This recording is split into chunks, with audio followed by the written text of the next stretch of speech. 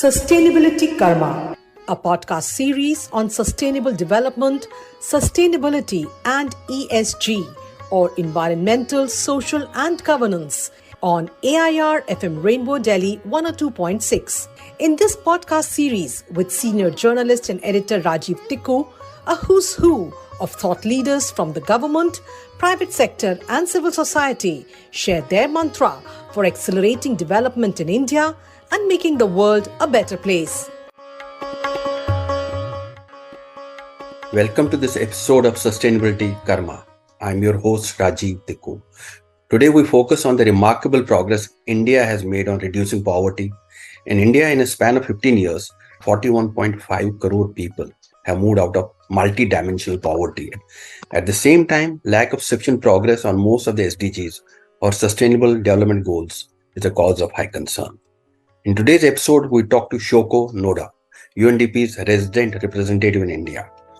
Welcome, ma'am. Well, thank you very much for having me today.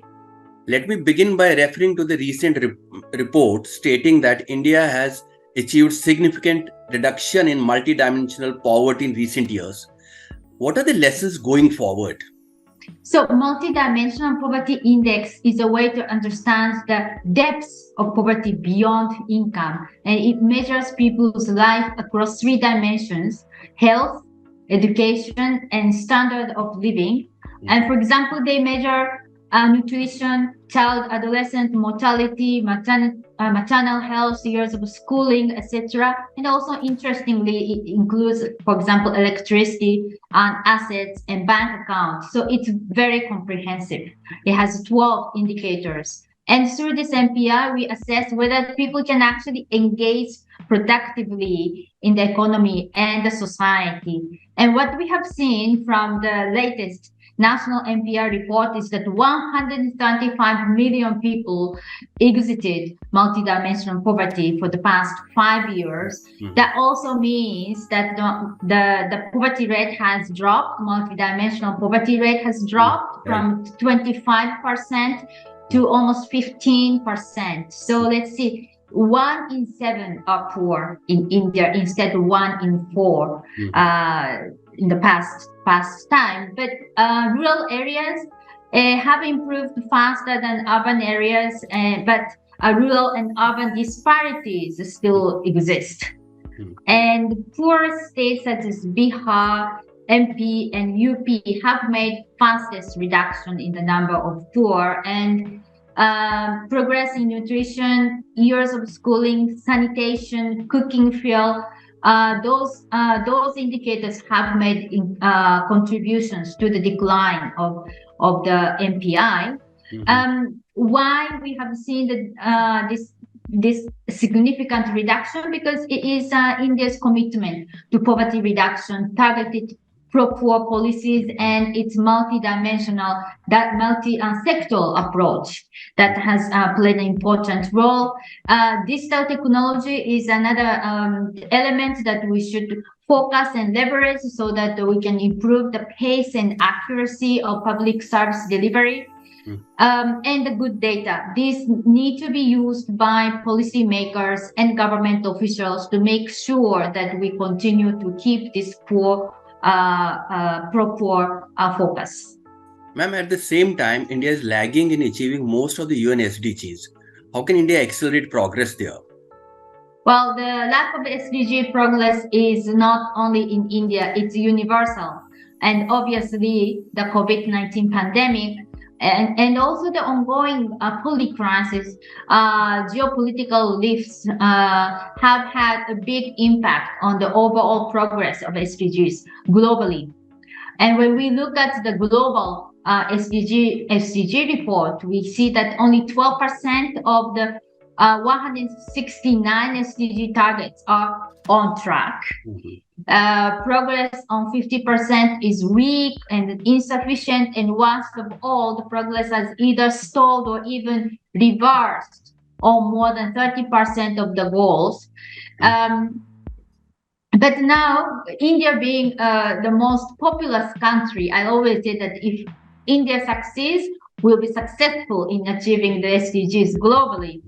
And despite these challenges, the government of India at central level, state level, and also local levels have driven the ambitious agenda of SDG localization. Whenever I meet chief ministers, chief secretaries, we do talk about SDGs, and that itself shows the commitment.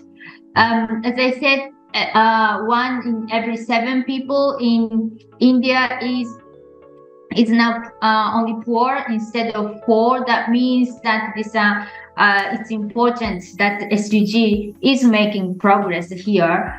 And India is being the G20's presidency, and that's also at the global level. India is focusing on SDGs and advocating for G20 action plan to accelerate the progress on SDGs, and that also covers digital transformation, just green transitions, and women empowerment. It's extremely important to talk about women, and India is leading in this discourse. So I have full confidence in India's leadership in this area. How do you see the role of key stakeholders like the corporate sector in India's development journey? Yes. Well, basically, the public resources alone are not sufficient to solve the challenges that we have, and we have to really accelerate the development journey by also leveraging public sectors, financing, and also their commitment. Public budget will not have sufficient resources to finance, for example, energy transition in the next 2 decades. No government can really fund this simply from tax revenues. That means also our money. So private sector plays an important role, and it will pave the way for sustainable development. They play an important role as the engine of economic growth and job creation, generate tax revenues to finance essential social and economic infrastructure, etc. And the private sector also develops these new and innovative solutions that are critical to tackle development challenges. I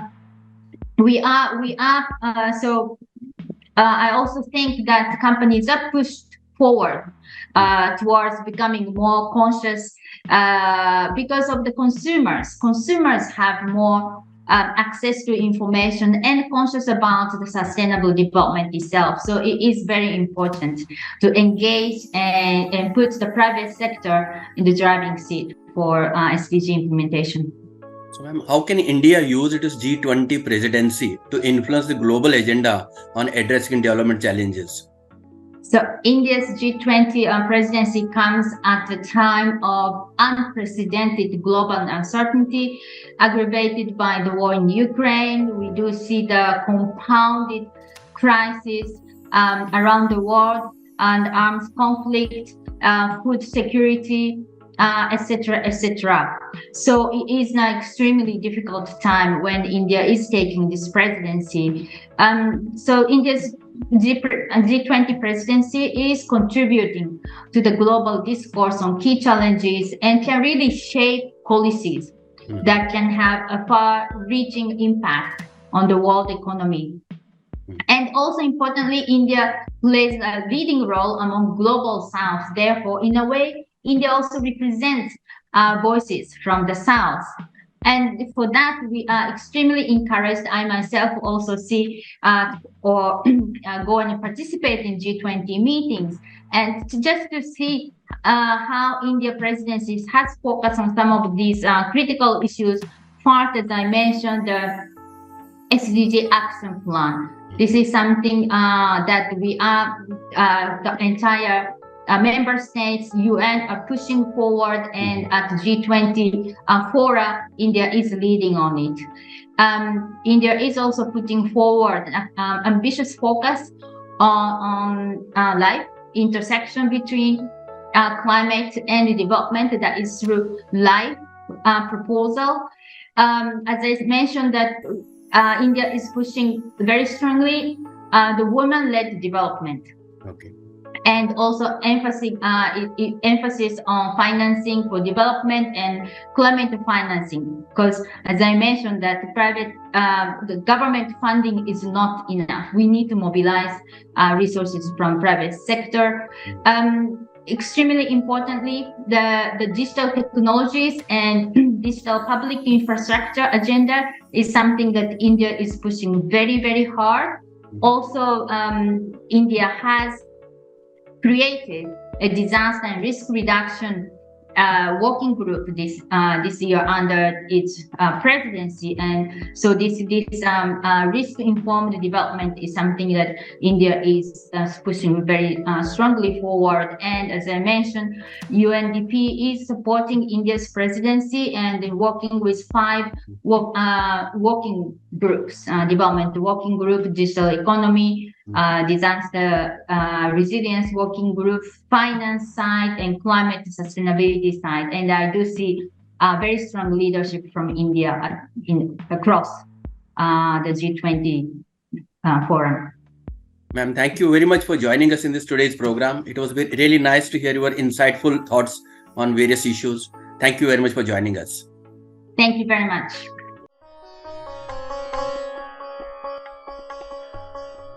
We hope you like this program. This program is also live streamed on All India Radio and aired on community radio stations. We look forward to your feedback on our WhatsApp number 9818120554. For participation in this program, write to us at sustainability.karma@gmail.com. You may also connect with us on social media. This podcast is also available on podcast hosting sites.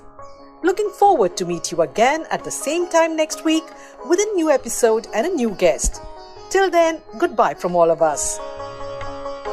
Sustainability Karma, a podcast series with senior journalist and editor Rajiv Tikoo on sustainable development, sustainability and ESG.